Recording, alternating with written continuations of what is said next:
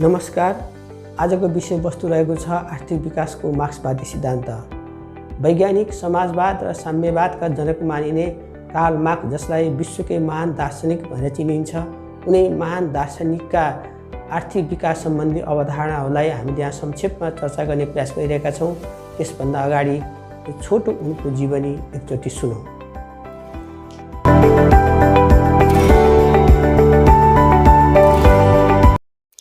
एकजना श्रमिकले सकि नसकी पसिना चुहाउँदै मालिकको घरको भित्तामा रङ पोतिरहेको थियो।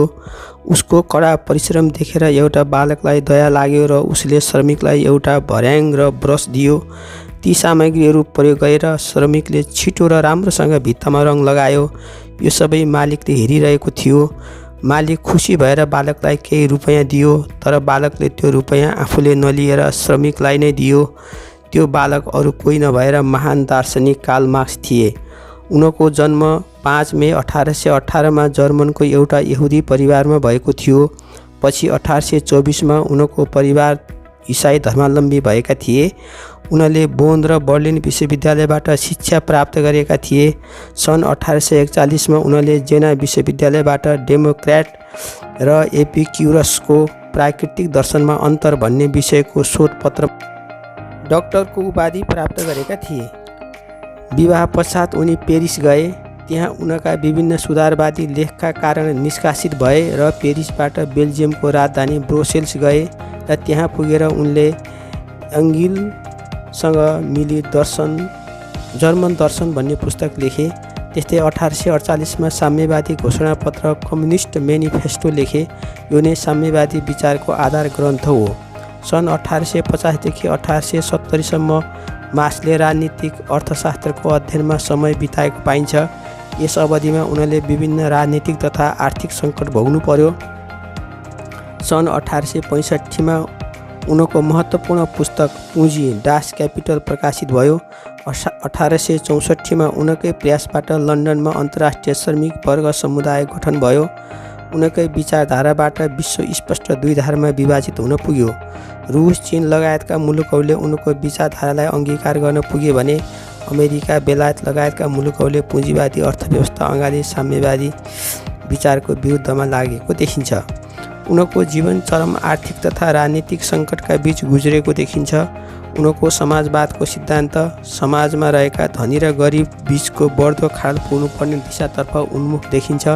समाजमा धनी झन् धनी बन्दै जाने, गरिब झन् गरिब बन्दै जाने विषम परिस्थिति हटाउन आयको समान वितरण हुनुपर्ने, पुँजीपतिहरू सरकारबाट नियन्त्रित हुनुपर्ने र उत्पादनका साधनहरूमा सबैको समान पहुँच हुनुपर्ने उनको धारणा थियो।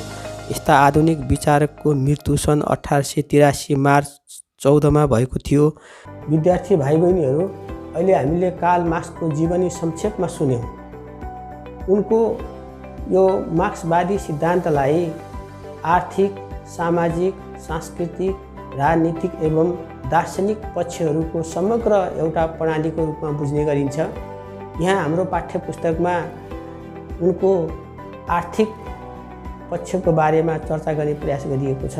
तदनुरूप उनको आर्थिक विकासको अवधारणालाई संक्षेपमा यसरी उल्लेख गर्न सकिन्छ।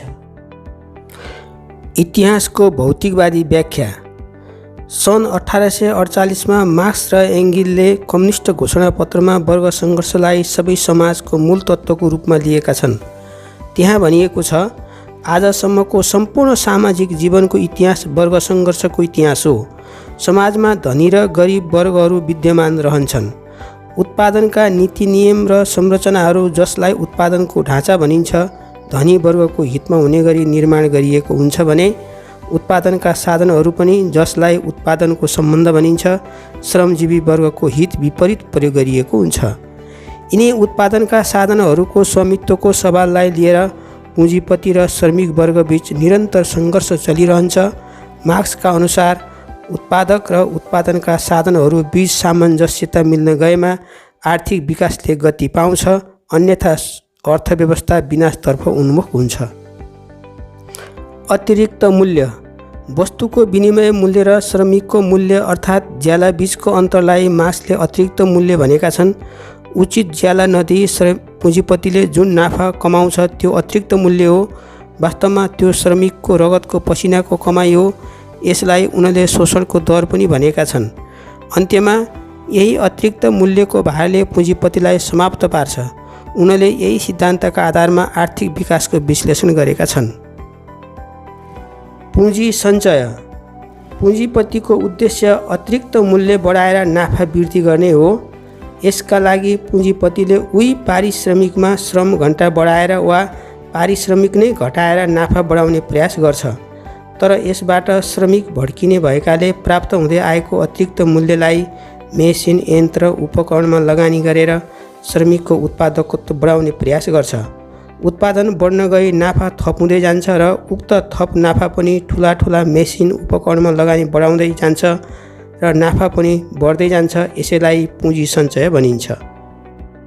पुँजीवादी सङ्कट। मार्क्सको विचारमा पुँजीपतिले मेसिन, उपकरणको प्रयोग बढाउँदै जाँदा श्रमिकहरूलाई कामबाट विस्थापित गर्दै लान्छ। वास्तवमा उसले सुनको अन्डा दिने कुखुराको घाँटी निमुठिरहेको हुन्छ। श्रमिक बेरोजगार बन्दा पुँजीपतिलाई प्राप्त हुने अतिरिक्त मूल्य घट्न गई नाफा पनि कम हुन्छ। मजदुरको ठाउँमा मेसिनले स्थान ओगट्न थाल्छ।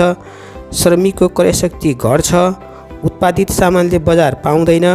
पुँजीवादी आर्थिक सङ्कट देखा पर्दछ। उद्योग व्यवसाय ध्वस्त हुन पुग्छन्। कामबाट विस्थापित श्रमिकहरू औद्योगिक संरक्षित सेनामा सङ्गठित हुँदै जान्छन् र पुँजीपतिको विरुद्ध आवाज उठाउँछन्। यसरी पुँजीवादको गर्भभित्रबाट सर्वहारा क्रान्ति अगाडि बढ्छ र अन्त्यमा सर्वहारा मजदुर वर्गको अधिनायकत्व स्थापित हुन्छ। राष्ट्रिय आय वृद्धिमा आफ्नो क्षमता अनुसार सबैको योगदान समान रहन्छ। यसरी समाजवादले पुँजीवादलाई विस्थापित गर्दछ।